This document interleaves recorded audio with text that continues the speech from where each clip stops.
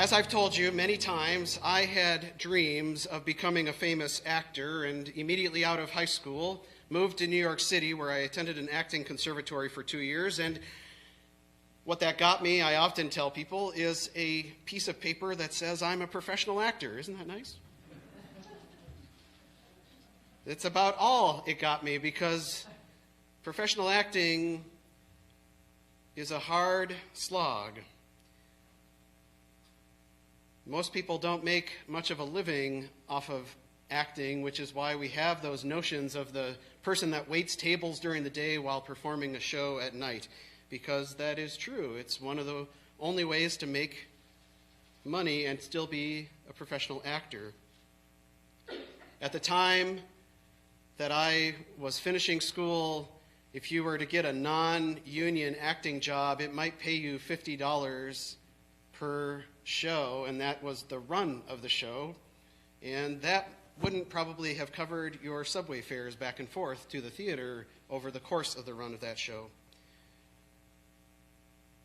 Acting is a competitive world, and those who become famous are few and far between. And the real problem is that I'm not particularly competitive, and so right away I decided that I was not willing to go to audition after audition after audition, facing rejection, and then getting the occasional job.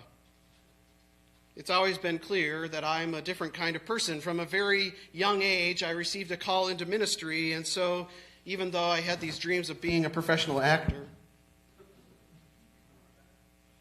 I eventually made the decision to move into ministry, which was what God's true dream for my life was. We're talking about a movie today called Sing 2, and if you don't know anything about the Sing movies, there was an original that came out a few years back called Sing, and it follows a group of animated animals who want to become famous for their singing and acting skills.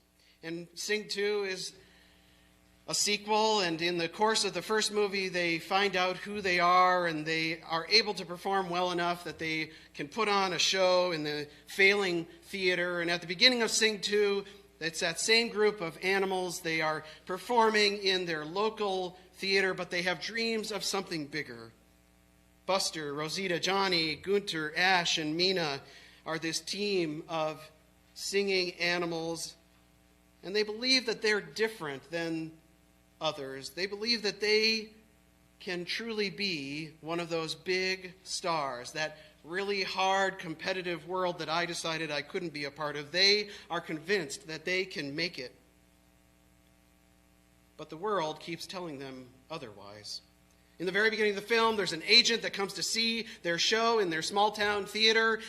They think it's going to be their guaranteed path to success, but she says to Buster, "You're just not good enough."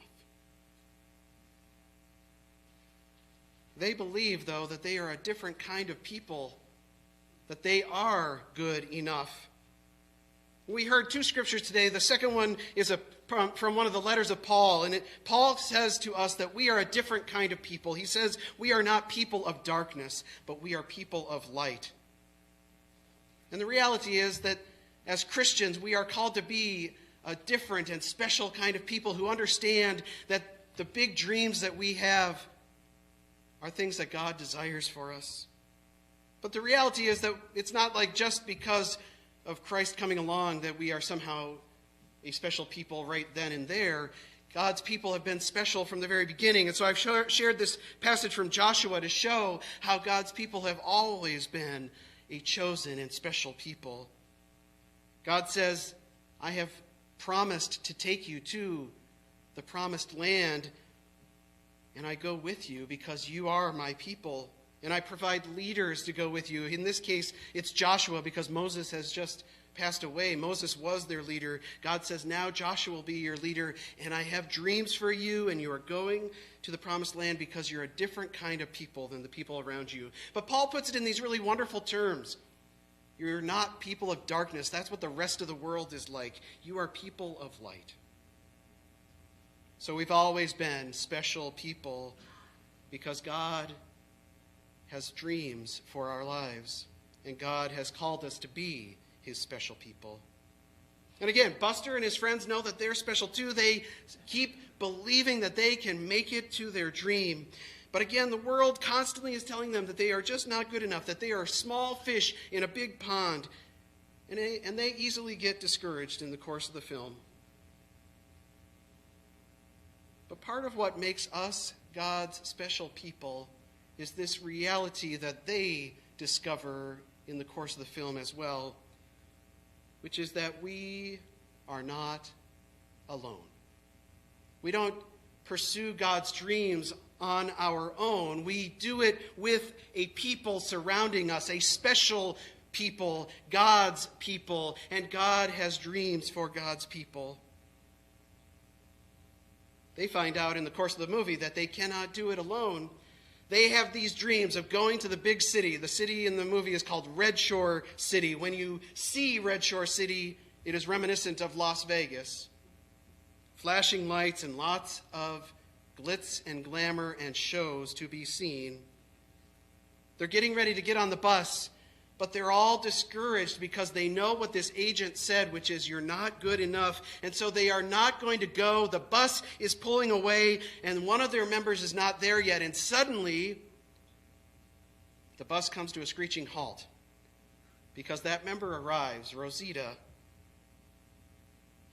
She has stepped in front of the bus, and she tells the group that it doesn't matter what that agent has said. They are getting on that bus, and they are going to Red Shore City because they are a different kind of people. They have what it takes. Throughout the film, when they have these moments of doubt, it is when they interact with one another that they end up recovering from those moments of doubt. And so Johnny, he's a singing and dancing gorilla, and he's been practicing his dance moves, and yet he's not good enough, and he ends up meeting a street performer named Nushi who helps him and says, I know that you can do this, even though the director is saying, you'll never accomplish this.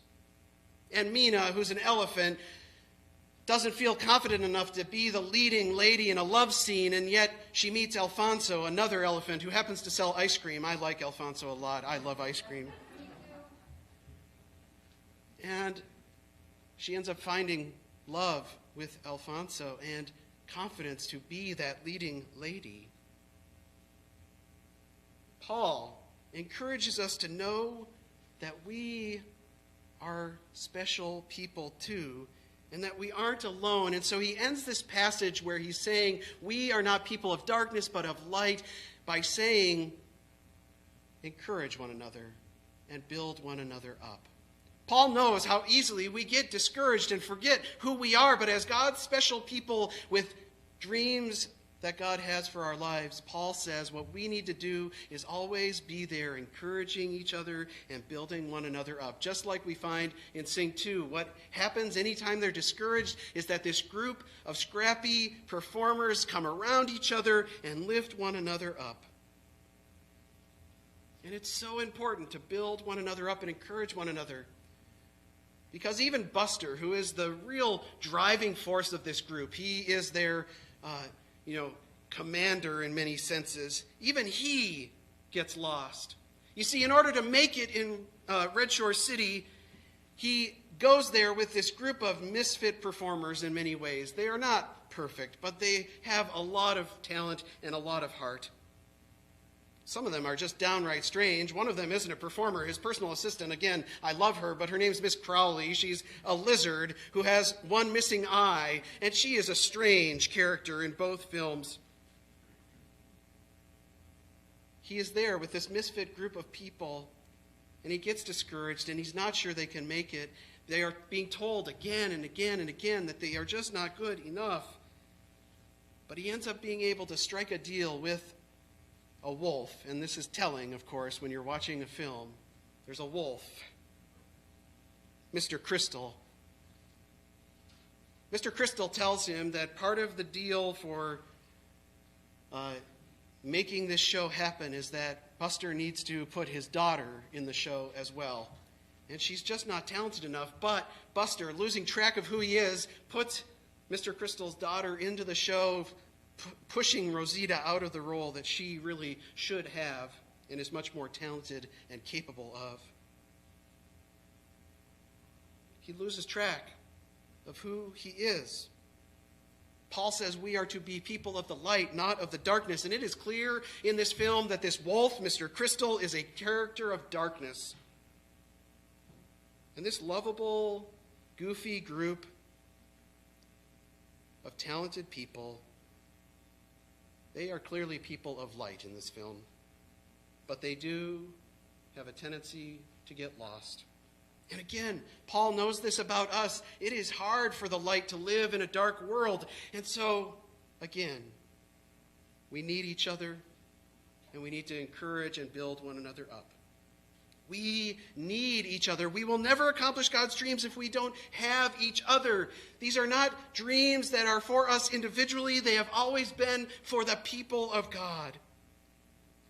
It's tempting to look at this group of performers with Buster as their leader and to think if they don't have Buster, they would just be nothing. And it's just as tempting in Joshua to hear that Moses has passed away and Moses has been this great, powerful leader. And the people could think, you know what, we're done. Without Moses, it's over. But God says, no, I will send another leader, and he chooses Joshua. But most importantly, what is true is that God says, you as a people are going to go into the promised land. It's not that without Moses you're nothing. It is that together you are my people. And the dream is for you as a people.